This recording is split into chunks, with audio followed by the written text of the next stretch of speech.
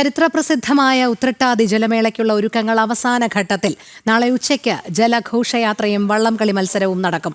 51 പള്ളിയോടങ്ങളാണ് പമ്പ നദിയിൽ മാറ്റുരയ്ക്കാൻ ഇറങ്ങുന്നത്. അരുൺ കൊടുങ്ങൂർ ചേരുന്നു. അരുൺ, പറയൂ.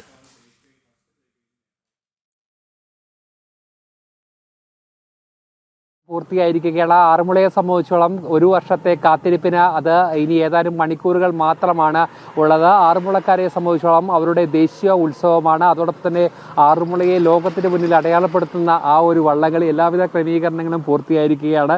എന്തായാലും കുറ്റമറ്റ രീതിയിൽ കഴിഞ്ഞ പ്രാവശ്യത്തേക്കാളും ഗംഭീരമായി നടപ്പാക്കാനുള്ള എല്ലാ ക്രമീകരണങ്ങളും ഇവിടെ പൂർത്തിയായി കഴിഞ്ഞു. തീർച്ചയായിട്ടും ചേട്ടാ, അതായത് നിലവിൽ ഒരുക്കങ്ങളൊക്കെ അവസാന ഘട്ടത്തിൽ തന്നെയാണ്. ഇപ്പോൾ നാളത്തെ പരിപാടി എന്ന് പറഞ്ഞാൽ രാവിലെ തന്നെ ക്ഷേത്രത്തിനുള്ളിലെ ചടങ്ങുകളൊക്കെ ആരംഭിക്കും. പൂജാ ചടങ്ങുകൾ 9 മണിയോടുകൂടി ഭദ്രദീപം അത് പാർത്ഥസാരഥി ക്ഷേത്രത്തിൽ നിന്നും ഘോഷയാത്രയായിട്ട് സത്രക്കടവിലേക്കാണ് പോകുന്നത്. അവിടെയാണ് ഫിനിഷിംഗ് പോയിന്റ്. അവിടെ ആ ഭദ്രദീപം കൊളുത്തും. അതോടുകൂടി നാളെ അരങ്ങേറുകയാണ്, തുടങ്ങുകയാണ്, കേളുകെട്ട് ഉയരുകയാണ്. അതിനുശേഷം 10 മണിയോടുകൂടി പത്തനംതിട്ട ജില്ലാ കളക്ടർ പതാക ഉയർത്തും. ശേഷം 1 മണിയോടുകൂടി സാംസ്കാരിക സമ്മേളനമാണ്. രാഷ്ട്രീയ സാംസ്കാരിക കലാരംഗത്ത് നിരവധി പ്രമുഖർ ആ സമ്മേളനത്തിൽ പങ്കെടുക്കും. അതിനുശേഷമാണ് ഏറ്റവും വർണ്ണാഭമായിട്ടുള്ള ഈ പള്ളിയോടങ്ങൾ, 51 പള്ളിയോടങ്ങൾ ഒരുമിച്ച് മുന്നോട്ട് പോകുന്ന ആ ഒരു വർണ്ണാഭമായിട്ടുള്ള കാഴ്ച, പള്ളിയോടങ്ങളുടെ ഒരു ഘോഷയാത്ര അത് സത്രക്കടവിൽ നിന്നും സ്റ്റാർട്ടിംഗ് പോയിന്റിലേക്ക് ഉണ്ടാകും. അതിനുശേഷം മത്സര വള്ളംകളി ആരംഭിക്കും. ഇങ്ങനെയാണ് പരിപാടിയുടെ ഒരു മത്സരക്രമം. എന്തായാലും വളരെ ആവേശപൂർവ്വം എന്നുള്ള ആ വർണ്ണാഭമായിട്ടുള്ള കാഴ്ചകൾക്കും മത്സരത്തിന് വേണ്ടി കാത്തിരിക്കുകയാണ്.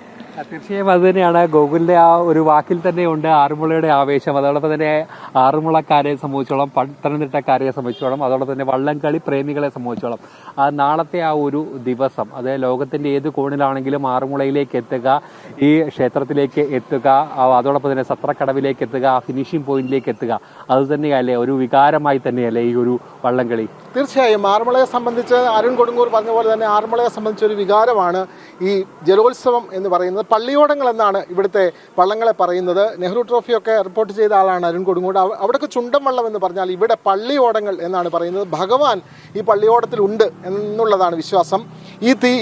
ഈ ഉത്രട്ടാതി നാൾ ഇവിടെ ജലോത്സവം നടക്കുന്നതിൻ്റെ പ്രധാനപ്പെട്ട കാരണം പ്രതിഷ്ഠാ ദിനമാണ് ഈ ക്ഷേത്രത്തിൻ്റെ.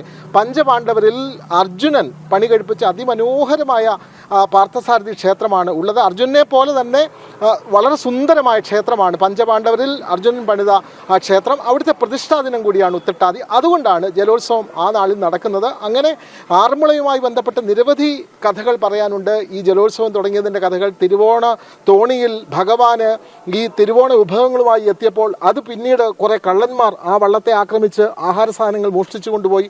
അങ്ങനെ കരനാഥന്മാർ ഈ തിരുവോണ തോണിക്ക് അകമ്പടിയായി കൊണ്ടുവന്ന പള്ളി ഓടങ്ങളാണ് പിന്നീട് ജലോത്സവത്തിലേക്ക് വരുന്നത്. 52 കരകൾ അവർ സ്വന്തം ഹൃദയത്തോട് ചേർത്ത് വെച്ച് സ്വന്തം ഭഗവാനായി കരുതി അവർ ഭഗവാൻ എന്നുള്ള നിലയിൽ തന്നെ അതിന്റെ രൂപം തന്നെ അനന്തശായി എന്നുള്ള നിലയിലാണ് പള്ളിയോടങ്ങളുടെ രൂപം തന്നെ. അതാണ് വിനോദ് പറഞ്ഞ പോലെ തന്നെ ഒരുപാട് കഥകളുണ്ട്, ഒരുപാട് ചരിത്രമുണ്ട്, ഒരുപാട് വിശേഷമുണ്ട്. അതിന് പാരമ്പര്യ പ്രൗഢിയിൽ നടക്കുന്ന ഒരു ജലോത്സവം. ആ ജലോത്സവത്തെ വരവേൽക്കാൻ ഒരുങ്ങി കഴിയുന്നതിലും ജനം ടിവിയും സജ്ജമാണ്. എല്ലാ കേന്ദ്രങ്ങളിൽ നിന്നും നാളെ രാവിലെ മുതൽ തത്സമയം ഇതിന്റെ മുഴുവൻ സ്പന്ദനങ്ങളും ജനങ്ങളിലേക്ക് എത്തിക്കുന്നുണ്ടാവും. രാവിലെ പുത്തൻപുലരി ഇവിടെ നിന്നാണ്.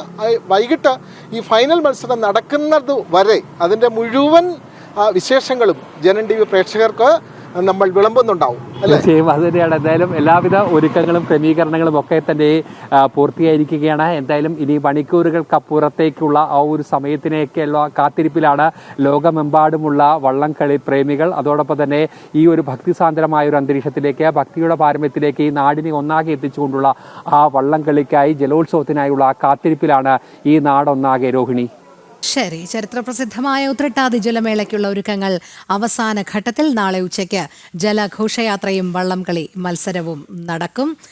അരുൺ കൊടുങ്ങൂറും MK വിനോദും ഗോകുൽ PR വിവരങ്ങൾ നൽകിയത്.